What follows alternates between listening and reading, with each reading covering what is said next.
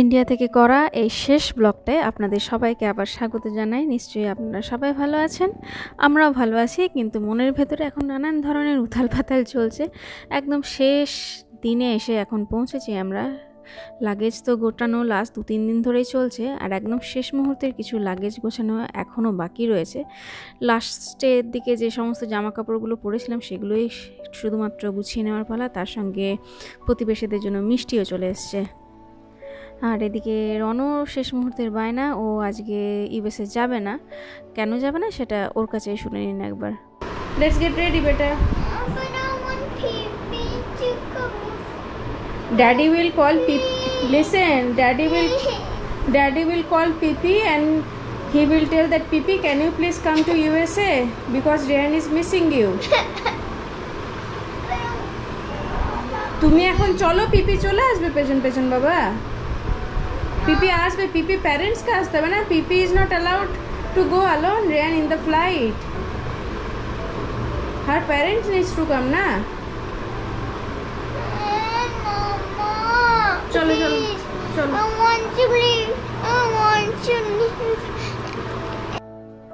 আসার সময় যেমন আমেরিকা থেকেও আসতে চাইছিল না, ঠিক তেমনি এখন এখান থেকে আর যেতে চাইছে না। একদম মায়ের মতনই কিন্তু হয়েছে। আর লাগেজ তো এনেছিলাম 4টে অ্যাজ ইউজুয়াল, যাওয়ার সময় আরও 2টো বেড়ে এখন 6টা। এখন চাপ হয়েছে এতগুলো লাগেজকে গাড়ির মধ্যে ঢোকানো। আর সব থেকে মিস যেটা করবে রণ এবার, সেটা হচ্ছে ওর বাবার সাথে স্কুটি চড়াটাকে ভীষণ এনজয় করেছে কিন্তু এবারও। বাই করো, ও একদম মনটা ইয়ে হয়ে রয়েছে।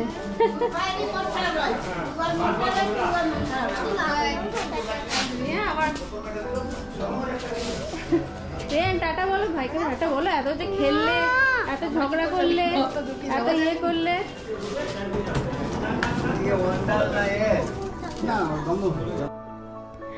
বাড়ির মায়া কিন্তু ভীষণ মায়া, জানেন তো। বাচ্চাদের কিন্তু সেটা দেখলেই বোঝা যায়। এখন বুঝতে পারি যখন আমরাও ছোট ছিলাম এই মামার বাড়ির থেকে ফিরে আসতে এতটাই কষ্ট হতো, কারণ সর্বদাই তো বাবাদের বাড়িতে থাকতাম। ওই বছরে 1-2বার যখন মামার বাড়িতে যেতাম সেখান থেকে ফিরতে ভীষণ কষ্ট হতো। আর এখন আমার ছেলে মেয়ের কাছে মামার বাড়ি আর বাবার বাড়ি দুটোই হয়েছে এত দূরে যে এখান থেকে এলে আর ছেড়ে যেতে চায় না। আর এবার তো রনকে দেখে সত্যিই আমি অবাক হচ্ছি, ওর যে এতটা মায়া পড়ে যাবে সবার জন্য, সেটা কিন্তু সত্যি আমি ভাবতেও পারিনি যে ও এতটা কষ্ট পাবে।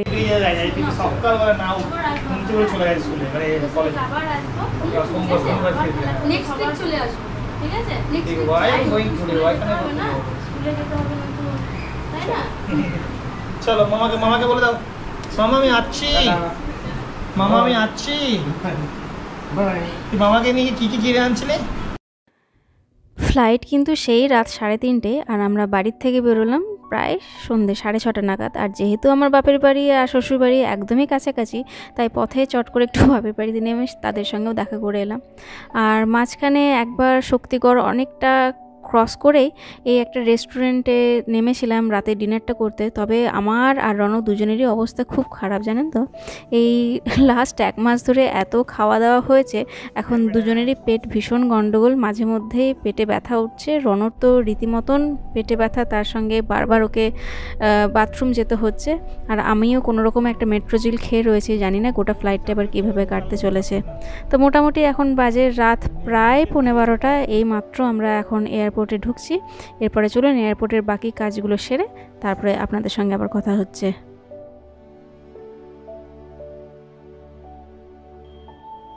চেক ইন, তার সঙ্গে ব্যাগেজ দেওয়া সমস্ত কিছু হয়ে গেছে। আর তার সঙ্গে জানেন এবার আমরা একটা ভাঙ্গা ট্রলিও জমা দিয়ে দিলাম।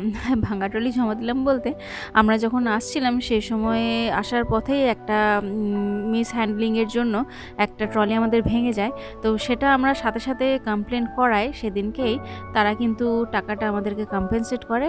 টাকাটা আমরা অলরেডি আমাদের অ্যাকাউন্টে চলে এসছে। আর আমরা এই ফেরার পথে সেই ভাঙা ট্রলিটাকে আবার সেই কলকাতা এয়ারপোর্টেই জমা দিয়ে দিলাম।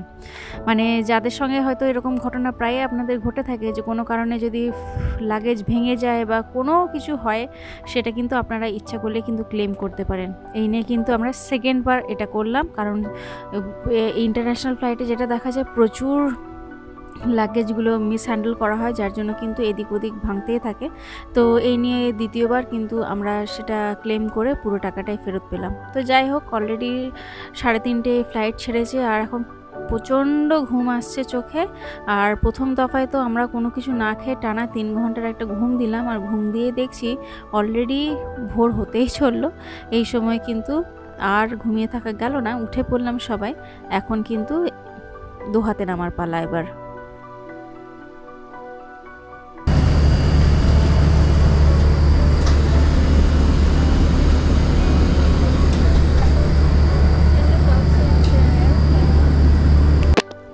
দোহাতে নেমেছিলাম আমরা প্রায়, তখন বাজে সকাল 5:30।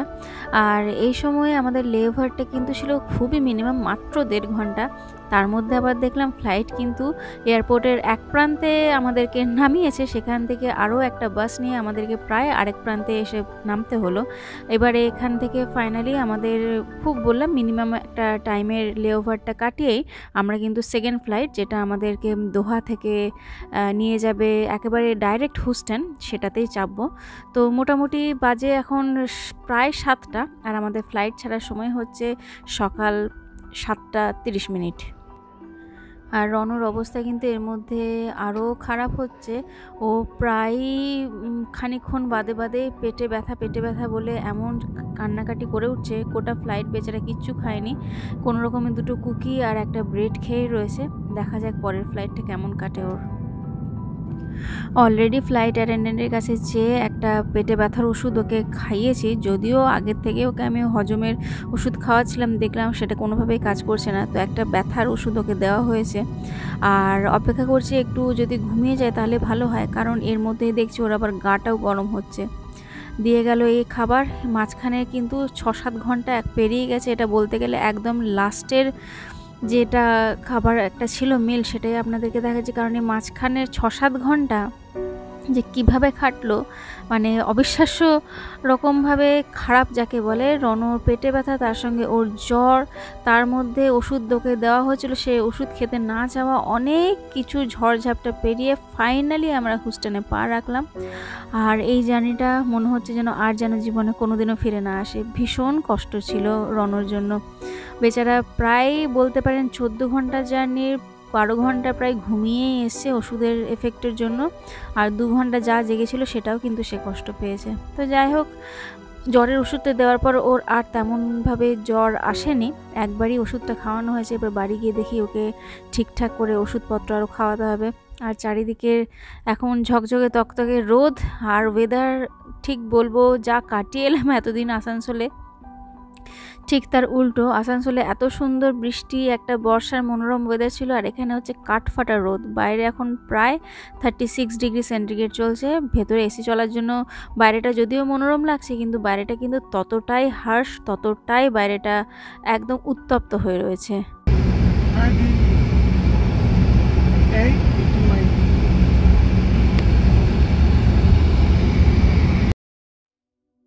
যখন আমেরিকা থেকে যাত্রা শুরু করেছিলাম সেই সময় মনটা যতটা ভারী হয়েছিল, এখন জানেন তো ঠিক ততটাই খারাপ লাগছে। আসলে আগেই বলেছিলাম আপনাদের যে আমি এমন এক ধরনের মানুষ যে হয়তো পরিস্থিতি পরিবর্তন হলে সে একটু ঘাবড়ে যায়, কিন্তু একবার পরিবর্তনটাকে সে যদি মেনে নিতে পারে সেটাকেই সে কন্টিনিউ করতে চায়। যখন এখান থেকে যাচ্ছিলাম সেটা যতটা কষ্টের ছিল, গাছপালা, নিজের বাড়িকে ছেড়ে যাওয়া যতটা কষ্টের ছিল, ঠিক ততটাই আসানসোল থেকে যখন ফিরলাম, লোকজন, তার সঙ্গে নিজের চেনা জানা পরিবেশ ছেড়ে আসাটা ঠিক ততটাই কষ্টকর ছিল। জানি না এটা কী রকমভাবে আমি এক্সপ্লেন করব, তবে তুহিন একটা কথা বলে ঠিকই, যে একটা জেনারেশনকে একটু স্যাক্রিফাইস করতেই হবে। আজকে হয়তো এই বাড়ি ছেড়ে বারবার যে এখানে এসে আমরা থাকি তার কষ্টটা হয়তো রয়েছে, কিন্তু আমরা থাকার জন্য হয়তো আমাদের পরবর্তী প্রজন্ম, তাদের কাছে হয়তো জীবনটা একটু সহজ হবে। সেটা তাদের শিক্ষা হোক, তাদের চাকরি হোক, বা অন্যান্য যে কোনো দিক থেকেই হোক, তাদের পক্ষে সেটা হিতকর হবে, সেই ভেবে এখানে পড়ে থাকা।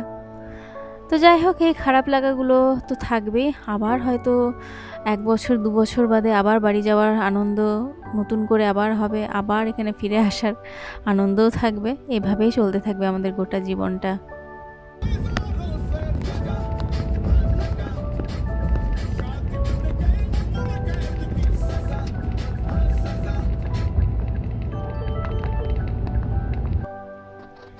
এয়ারপোর্ট থেকে বাড়ির দূরত্বটাও কিন্তু খুব মন্দ নয়, প্রায় ঘন্টাখানেক লাগলো কিন্তু পৌঁছোতে।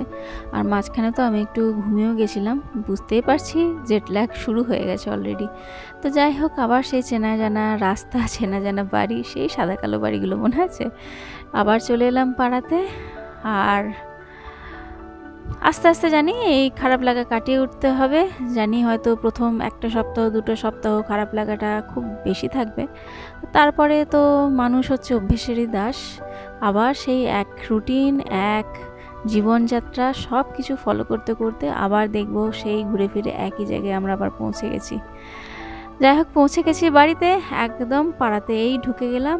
আর জানেন তো, প্রত্যেক দিন যখন দেশে ছিলাম এই সময়টায়, মানে তখন আপনাদের বলতে পারেন ভোর রাত, সে সময় কিছু নোটিফিকেশন পেতাম ক্যামেরায়।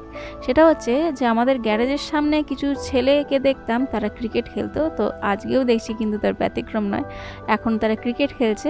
আর এই নোটিফিকেশনে কিন্তু আমি প্রত্যেক দিন ওখানে ভোর রাতে আমার পেতাম। এই 8খানা লাগেজে ভরে শুধুমাত্র কিন্তু শাড়ি জামা কাপড়ই আনিনি ইন্ডিয়া থেকে, তার সঙ্গে এনেছি প্রচুর স্মৃতি, প্রচুর আনন্দ আর প্রচুর গল্প। সেগুলোকেই আগামী দিনগুলোতে কিন্তু বসে বসে রিলিজ করব। আজকের মতন তাহলে এই পর্যন্তই, দেখা হচ্ছে আবার পরের ব্লগে। ভালো থাকবেন সকলে।